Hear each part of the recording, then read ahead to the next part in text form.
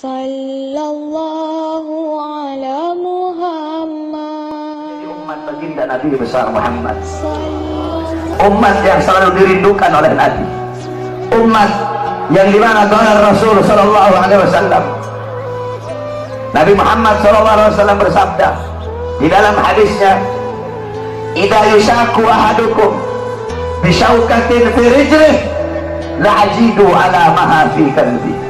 Apa kata Nabi? Andaikan salah satu dari kalian, wahai umatku, ada yang kakinya tertusuk duri, maka pasti kalian merasakan sakit.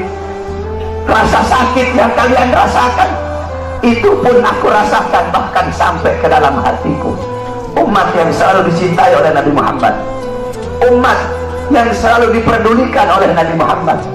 Sayyidatuna Aisyah radhiyallahu anha, beliau pernah melakukan suatu pekerjaan yang disenangi oleh Nabi, sehingga Nabi mengangkat tangan dan berdoa, Allahumma ighfir li Aisyah ma qaddamat wa ma akharat ma adharat wa ma abtanat.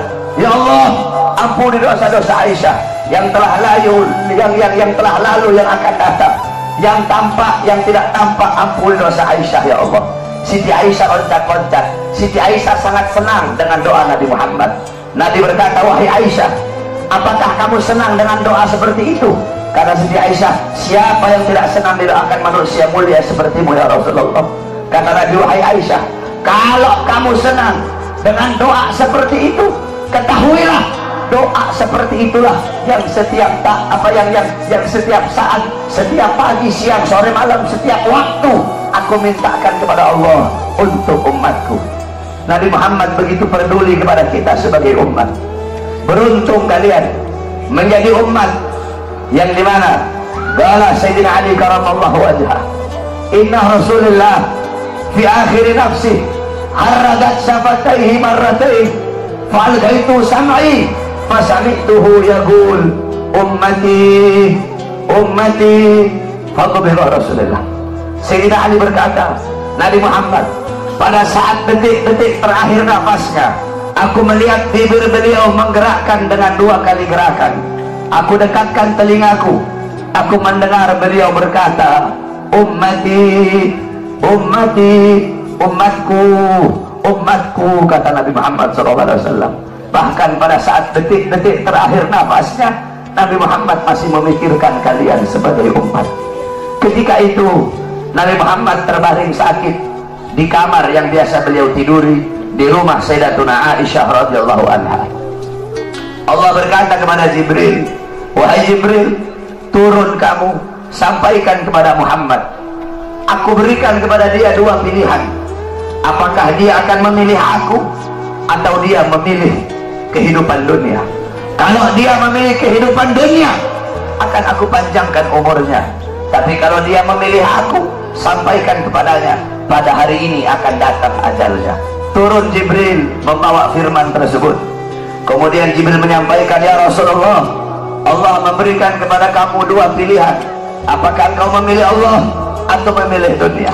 Kalau engkau memilih Allah, pada hari ini akan datang kematianmu. Kalau kamu memilih dunia, Allah panjangkan umurmu. Apa kata Nabi Muhammad? Wahai Jibril, sudah tentu aku lebih memilih Allah. Bagiku kehidupan sebenarnya bukan dunia. Kehidupan sebenarnya bagiku ketika ruhku berpindah menghadap Allah subhanahu wa ta'ala. Pergi Jibril membawa kabar tersebut. Kemudian Allah memanggil Israel, wahai Israel, wahai pencabut nyawa, turunlah kamu ke dunia. Pasang muka yang paling bagus, pasang wajah yang paling bagus. Kamu akan mencabut nyawa makhluk yang paling mulia, yaitu Nabi Muhammad. Kamu cabut nyawa dia, itu pun kamu izin dulu kepada dia, mau tidak dia dicabut nyawanya. Kalau dia mau kamu cabut, kalau dia tidak mau kamu kembali kepada aku. Turun Israel membawa perintah Allah untuk mencabut nyawa baginda Nabi besar Muhammad. Israel berdiri di depan pintu rumahnya Nabi. Israel tidak berani langsung masuk rumahnya Nabi. Israel berdiri di depan pintu rumah Nabi Muhammad. Israel mengucapkan salam, Assalamualaikum ya Rasulullah, Assalamualaikum ya Habibullah, Assalamualaikum ya Safiyullah. Pintu rumah dibuka oleh Sayyidatuna Fatimah. Sayyidatuna Fatimah putrinya Nabi membuka pintu rumah tersebut. Siti Fatimah berkata, siapa engkau? Apakah engkau tidak lihat ayahku sedang terbaring sakit? Israel menjawab, aku yang memisahkan anak dengan orang tua, aku yang memisahkan orang tua dengan anak, aku yang memisahkan suami dengan istri, aku yang memisahkan istri dengan suami, aku yang menjadikan anak-anak menjadi yatim, aku yang menjadikan istri-istri menjadi janda, aku yang meramaikan kuburan, aku pemisah antara kehidupan dan kematian. Aku adalah Israel. Allah memberikan mandat kepada aku untuk mencabut nyawa seluruh makhluk, dan aku datang ke sini untuk mencabut nyawa makhluk yang paling mulia, baginda Nabi besar Muhammad. Siti Fatimah lari menangis. Siti Fatimah kembali ke pangkuan ayahnya. Siti Fatimah berkata, wahai ayahku, engkau akan wafat. Wahai ayahku, kau akan meninggal dunia. Israel sudah ada di depan ingin mencabut nyawamu ya Rasulullah. Rasulullah berkata, jangan kau bersedih wahai Fatimah. Wahai Fatimah, ketahuilah, setelah kematianku, engkau adalah manusia yang pertama kali akan menyusulku. Setelah kematianku nanti kelak, engkau adalah manusia yang pertama kali masuk surga setelah aku. Siti Fatimah mengusap air matanya. Datang Israel, berdiri di hadapan Nabi Muhammad.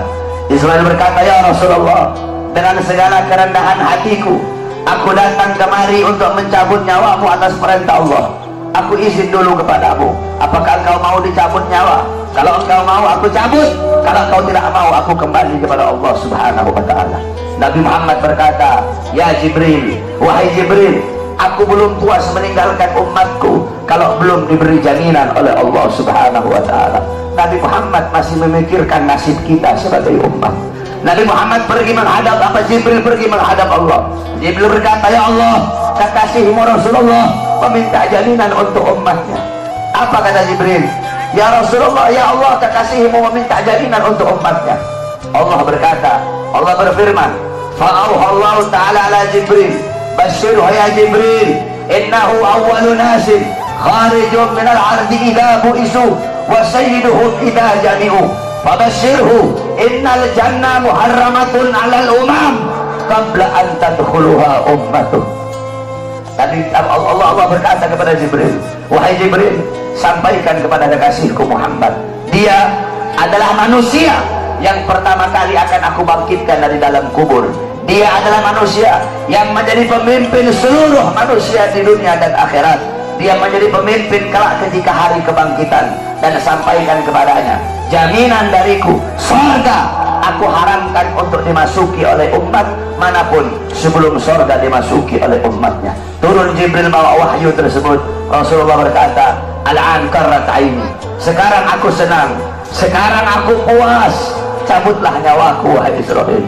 Dicabut nyawa Nabi Muhammad SAW. Ketika dicabut nyawa Nabi Muhammad mendesak. Nabi Muhammad berkata, dicabut lagi nyawa Nabi Muhammad. Nabi Muhammad berkata, Nabi Muhammad merasakan sakit. Di sebelah kanannya Nabi ada sebuah cawan berisi air. Nabi Muhammad letakkan tangannya di cawan tersebut. Beliau usap air keringat yang keluar dari wajah beliau. Kemudian beliau berkata, wahai Israel, apakah seperti ini rasa sakit dicabut nyawa? Israel berkata, iya ya Rasulullah, seperti itulah rasa sakit dicabut nyawa. Nabi berkata, apakah rasa sakit seperti ini juga yang nanti bakal dialami oleh umatku? Apakah rasa sakit seperti ini yang nanti bakal umatku rasakan wahai Israel? Israel berkata, iya ya Rasulullah, rasa sakit seperti itulah yang nanti bakal dialami oleh umatmu.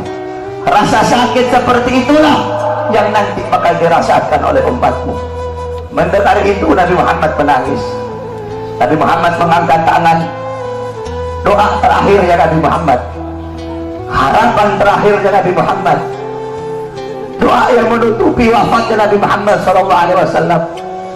Beliau mengangkat tangan dan berdoa, Allahumma khaffif ala ummati fi sakaratil maut. Ya Allah, ringankanlah sakaratul maut umatku. Ya Allah, permudahkanlah sakaratul maut umatku. Aku nabi mereka, aku pemimpin mereka, aku penanggung jawab mereka ya Allah. Biar aku menanggung seluruh rasa sakit sakaratul maut umatku. biar aku menanggung beban penderitaan rasa sakit mereka ya Allah. Umatku tidak akan kuat, mereka tidak akan sanggup ya Allah, biar aku Muhammad menanggung rasa sakit sakratul maut umatku. Apa yang telah kau lakukan untuk Nabi Muhammad? Apa yang telah kau korbankan untuk Nabi Muhammad? Nabi Muhammad berjuang untuk kalian. Nabi Muhammad menanggung rasa sakit sakratul maut kalian, karena begitu cinta beliau kepada kalian sebagai umat. Saya dan kalian, kita tidak bisa membalas jasa-jasa Nabi Muhammad SAW. Sekalipun kalian merangkak dari rumah kalian menuju kuburnya Nabi Muhammad, kalian tidak akan bisa membalas jasa-jasa Nabi Muhammad SAW.